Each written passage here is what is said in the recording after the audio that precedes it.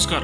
आज आपण अशा विषयावर बोलत आहोत ज्याचा आपण नेहमी अनुभव घेतो, ते म्हणजे जांभळी येणे. पण जांभळी नक्की कशामुळे येते आणि आपण ते का करतो, यामागे काय सत्य आहे ते आपण पुढील प्रमाणे शोधूया. जांभळी देणे ही एक साधी आणि गुंतागुंतीची सवय आहे, ज्यामध्ये तोंड उघडणे आणि खोलवर श्वास घेणे, त्यानंतर अनेकदा समाधानकारक श्वास घेणे सुद्धा समाविष्ट आहे. जांभळी देणे म्हणजे फक्त थकवा किंवा झोप येणे असे नाही, कारण रिसर्चमध्ये असे सुद्धा आहे की जांभळी ही शारीरिक गोष्टींसाठी काम करते. रिसर्चमध्ये असे दर्शवले आहे की जांभळीमुळे मेंदूचे तापमान नियंत्रित करण्यास मदत होते. आणि जांभळी देणे एक प्रोसेस आहे ज्यामध्ये नाकाद्वारे थंड हवा शरीरात जाते आणि उबदार हवा नाकाद्वारे शरीरामधून बाहेर येते.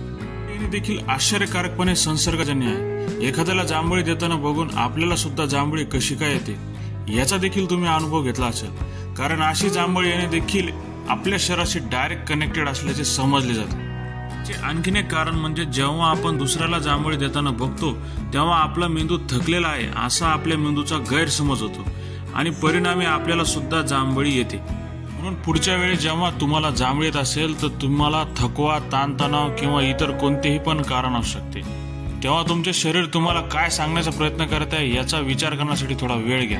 जर तुम्ही एखाद्याला जांभळी देताना बघितलं तर आपल्याला देखील जांभळी येईल, यामध्ये कुठल्याही प्रकारचं आपल्या शरीराचं नुकसान नाही.